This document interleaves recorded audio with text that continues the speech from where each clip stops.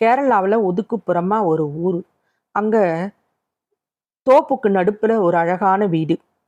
தொடர்ச்சியான பருவமழையும் குளிர்ச்சியான கிளைமேட்டும் சேர்ந்து மரப்பட்டையில பச்சையா பாசம் படிச்ச அந்த மரங்கள் பார்க்குற எல்லா பக்கமும் பச்சை பசேல்னு ஒரு குளிர்ச்சியா இருக்கும். பார்த்தீங்கன்னா அங்க பக்கத்திலேயே இன்னொரு வீடும் இருக்கு. அதுவும் அடுத்தடுத்த வீடு தான். அந்த வீட்ல ஒரு வயசான தம்பதிங்க இருக்கிறாங்களே. அவங்கள தேடி யாரும் பசங்க வந்த மாதிரி தெரில. அவங்க பசங்கள்லாம் வெளிநாட்டுல இருக்காங்க போல. இந்த பக்கம் வந்திருக்கிற வீட்ல புதுசா கல்யாணம் ஆன ஒரு ஜோடி. அவங்களுக்கு வார நாட்கள்ல எல்லாரும் வேலைக்கு போயிட்டு வரவே சரியா இருக்கும். இப்படியே ஒவ்வொரு வாரமும் போயிட்டு இருக்கு.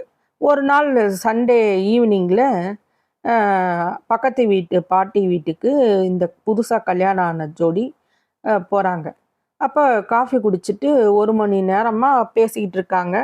அந்த வீட்டோட அழகும், அவங்க கிட்ட பேசுறதும் இந்த இளம் தம்பதியருக்கு ரிலாக்ஸ்டா இருக்கும். அவங்க அந்த சில்லுங்கிற குளிர்ல அவசரமே இல்லாம காஃபி குடிச்சிட்டு, அது மாரி பேசிக்கிட்டு இருக்கிறதுல ஒரு தனி சுகம். இதனால எப்படா ஒரு ஒரு ஞாயிற்றுக்கிழமையும் வரும் அப்படிங்கிற மாரி இவங்களும் காத்துட்டு போக ஆரம்பிச்சுட்டாங்க. அந்த வயசான தம்பதிக்கு காஃபி போட போம்போது ஒவ்வொரு வாரமும் இதே மாதிரி ஒரு இன்சிடென்ட் நடக்குது. அது என்ன அப்படின்னு பார்த்தீங்கன்னா, அவங்க வீட்டுக்கு போம்போது காஃபி போடும்போது அந்த பாட்டி காஃபி டப்பா மூடிய திறக்க முடியாம, தாத்தா கிட்ட கொண்டு திறந்து குடுங்க அப்படின்னு சொல்றாங்க. தாத்தாவும் அப்படியே மீசைய ஸ்டைலா முறுக்கி விட்டுட்டு, ஒரு வெற்றி சிரிப்போட அந்த காஃபி டப்பா மூடிய திறந்து குடுப்பாரு. பாட்டியும் ஒரு நமுட்டு சிரிப்பு சிரிச்சுட்டு அடுப்பங்கரைக்கு போயிருவாங்க.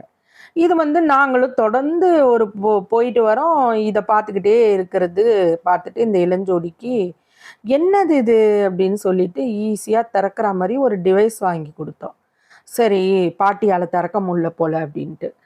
இந்த வாரமும் சரி போலான்ட்டு வழக்கம் போல நாங்க போனோம். விசிட் பண்ண போனா, அந்த காஃபி டப்பாவோட மறுபடியும் பாட்டி தாத்தாவ அணுகுறாங்க.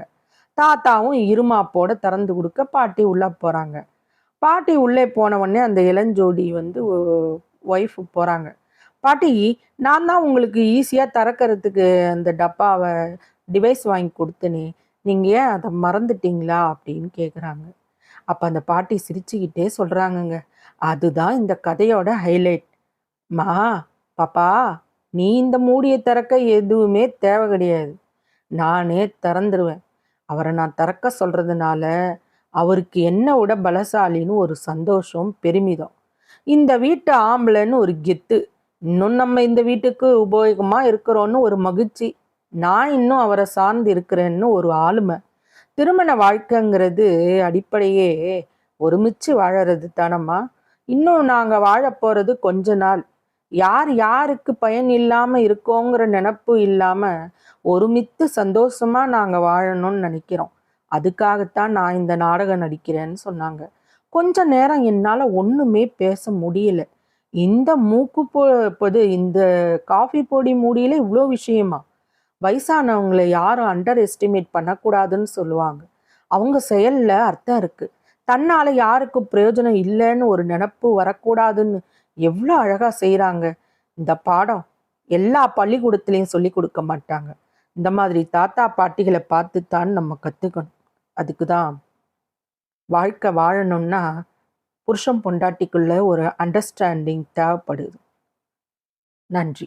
இந்த கதை பிடிச்சிருந்ததுன்னா எனக்கு ஒரு சப்ஸ்கிரைப் பண்ணுங்க, லைக் பண்ணுங்க, ஷேர் பண்ணுங்க. நன்றி.